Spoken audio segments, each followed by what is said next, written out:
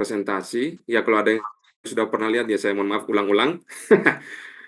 Kalau Rajen ikut yang itu webinar Inatika kemarin beberapa kali saya pembicara semua kan mungkin sudah terbayang sedikit. Tunggu mana ini ya? Sebentar saya ini.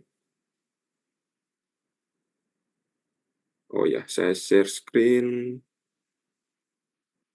PowerPoint saya di mana? Oh ya, ini dia. Ya kalau sudah ada yang sering lihat ya lihat ulang.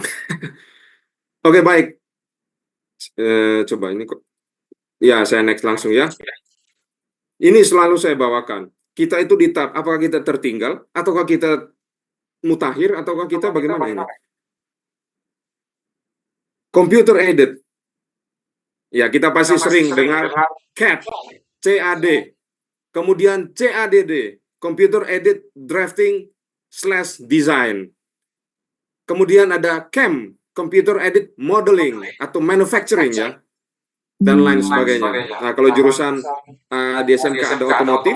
Kebetulan saya pernah berbicara di Politeknik di energi terbarukan, otomotif dan mekatronik ya.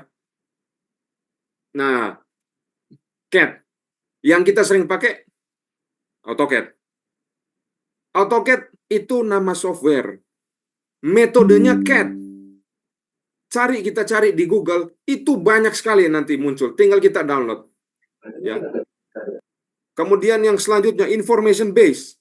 Itulah BIM. Kalau di manufaktur, otomotif, mekatronik, energi terbarukan, namanya PLM. Ya.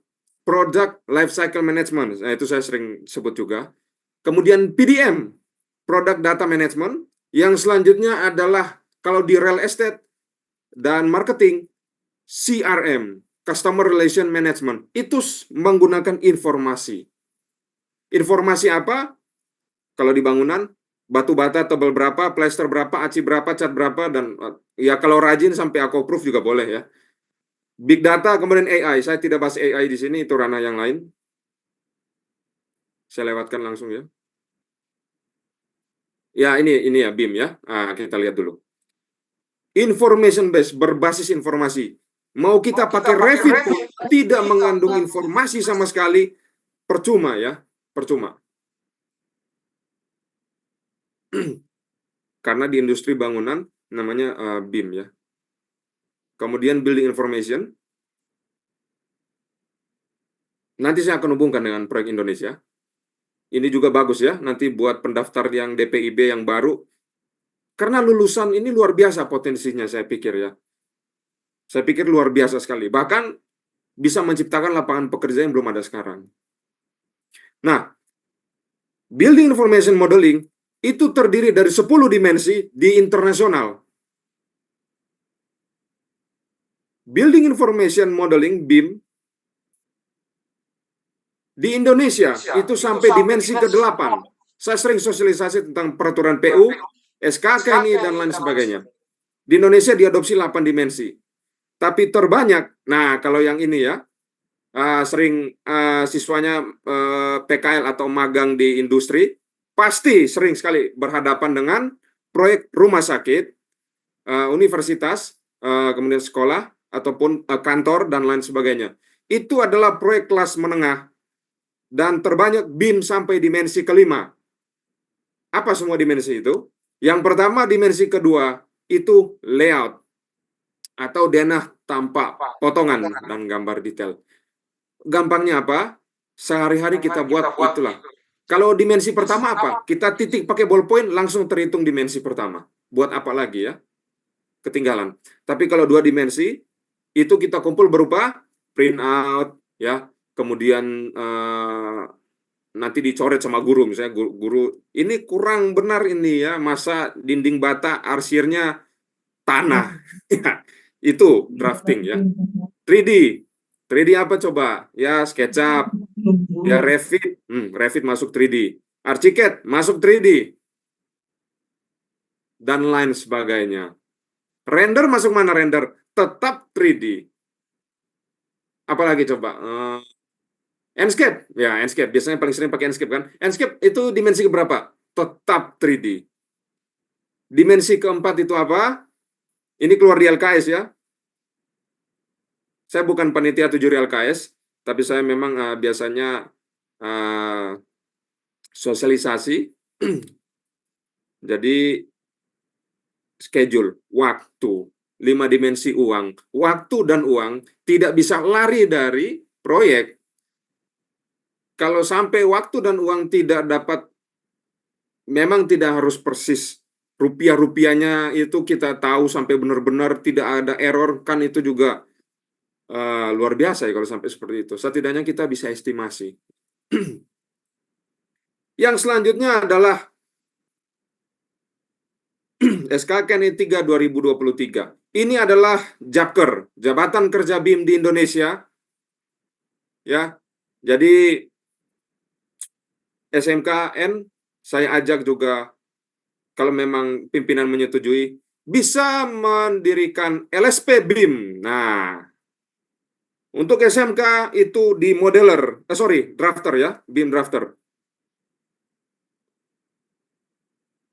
Saya sudah dorong banyak ya, maksudnya untuk kita bisa maju ya. Saya lihat negara Malaysia, Singapura, itu ya, memang paling maju selalu Singapura ya. Ada teman saya juga kerja di sana memang. Saya nggak tahu dia BIM apa enggak tuh ya. Tapi kalau proyek rumah tinggal sih nggak perlu. Kalau rumah tinggal nggak perlu ya. Jadi ada drafter, modeler, koordinator, manajer. Itu yang di bawah Indonesia punya. Kalau di luar negeri ada 5. Ya, ada 5. Apa bedanya? Kalau di luar negeri, Japker BIM itu ada engineer. Engineer di Indonesia masuk kemana? Saya duga ya, kan ini kan diadopsi kemudian dipres ya, dikompres. Ini engineer masuk modeler ini. Ya kalau Japker ini nanti di kesempatan yang lain saja. Karena hari ini bekerja cepat. Jadi kita harus cepat-cepat ya.